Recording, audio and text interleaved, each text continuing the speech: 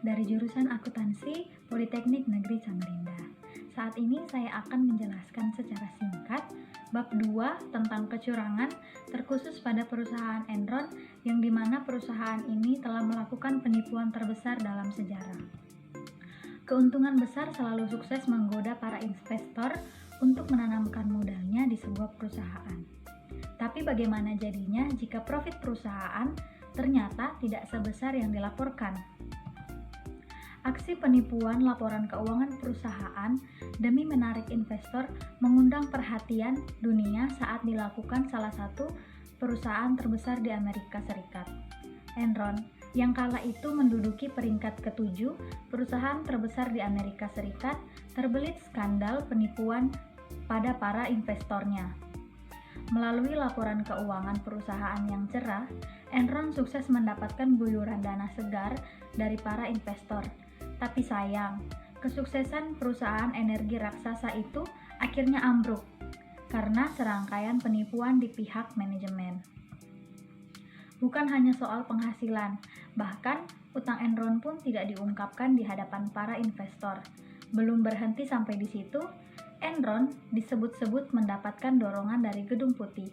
Maklum, Enron mengeluarkan dana dalam jumlah besar untuk mendorong mantan Presiden Amerika Serikat, George W. Bush, dalam kampanyenya. Bagaimana nasib perusahaan besar itu akhirnya? Berikut kisahnya. Profit Enron Corporation, sebuah perusahaan energi Amerika yang berbasis di Houston, Texas, Amerika Serikat. Perusahaan Enron ini berdiri pada tahun 1985. Presiden sekaligus pendiri Enron adalah Kenneth Lay atau Ken Lay. Enron merupakan gabungan dari dua perusahaan, yaitu Houston Gas dan Internord. Enron bercita-cita ingin menjadi pemasok gas terbesar di Amerika. Skandal Enron. 2 tahun kemudian, Enron menjadi terlibat dalam skandal setelah 2 karyawannya mulai bertaruh di pasar minyak sehingga menghasilkan keuntungan yang tinggi bagi perusahaan. Dari situ, kemudian Enron berkembang sedemikian rupa dengan cara gelambing dengan kekayaannya. Lay selalu mendorong stafnya untuk selalu terus keep making us millions atau terus menghasilkan jutaan bagi kami. Namun ketika terungkap atas perdagangan yang tidak sehat, maka mereka dipecat.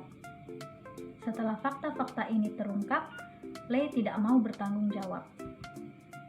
Kenneth Lay kemudian mempekerjakan CEO baru, yaitu Jeffrey Skilling. Oleh Jeffrey Skilling, dengan cara-cara licik dan manipulatif, Enron mendapatkan keuntungan besar. Proyek-proyeknya fiktif dan angka-angkanya disulap sedemikian rupa menjadi untung. Skilling memanipulasi angka-angka dalam laporan keuangan mereka dan membuat Enron untung besar. Dan secara drastis, Skilling mengubah penampilan menjadi trendy dan tampak kaya, berbeda dengan beberapa tahun sebelumnya yang belum menjadi apa-apa. Akhirnya, cita-cita Enron yang ingin menjadi pemasok gas terbesar di Amerika tercapai. Pada tahun 2000, Enron diberikan penghargaan sebagai korporasi yang paling dikagumi oleh majalah Fortune. Masalah mulai timbul ketika Jim Chanos, analis investasi, dan Bethany McClain, wartawan Fortune, mempertanyakan laporan keuangan Enron yang tidak masuk akal. Skilling membantahnya dan menyerang balik mereka dengan menjelek-jelekan kredibilitas kedua orang itu. Dan mulainya secara perlahan rahasia Enron sedikit demi sedikit mulai terbongkar. Pada 20 Februari 2001, terungkap sudah Enron melebih-lebihkan keuntungan di laporan keuangan perusahaan. Dia juga sukses memainkan laporan keuangan hingga utang-utangnya tidak ketahuan. Enron dianggap melakukan window dressing, yaitu memanipulasi angka-angka dalam laporan keuangan mereka agar terlihat progresif. Lebih dari itu, ada pihak lain yang juga terlibat langsung dalam praktik kecurangan ini, yaitu akuntan publik Andersen, sebagai akuntan publik yang disewa oleh Enron dalam auditnya. Dalam penyelidikannya, Enron juga menyeret pihak lain, yaitu Arthur Andersen, yang disalahkan karena membantu merekayasa laporan keuangan Enron. Sementara itu, Jeffrey Skilling juga diselidiki lebih jauh karena waktu di konferensi pers, dia menghina seorang investor karena dia ditanya mengapa Enron tidak setransparan keuangannya seperti pesaing lainnya.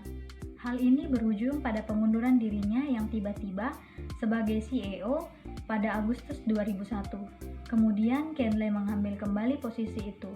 Perilaku aneh Skilling menunjukkan tanda bahaya bagi investor lainnya yang mulai mempertanyakan seberapa sehat sebenarnya perusahaan itu sehingga para investor lain ikut mulai menjual saham mereka.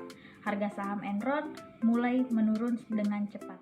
Segera setelah kepergian Skilling, Sharon Watkin melakukan whistleblower, yaitu dengan menemukan penemuan dalam buku-buku Enron. Kemudian ia memberitahu Lay dan mengatakan kepadanya bahwa perusahaan itu akan menuju kehancuran kecuali dia melakukan tindakan segera mungkin.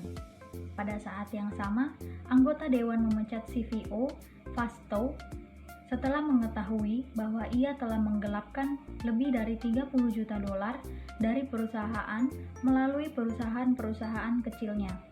Dengan menghilangnya Fastow, angkutan Enron mengeluarkan serangkaian penyajian kembali yang menghapus sebagian besar laba perusahaan dari tahun 1997 hingga 2000, menambah hampir 1 miliar dolar hutang ke dalam neraca perusahaan dan menghilangkan lebih dari 1 miliar dolar dari ekuitas pemegang saham sebagai cara untuk menulis kerugian dari perusahaan sel Fastow.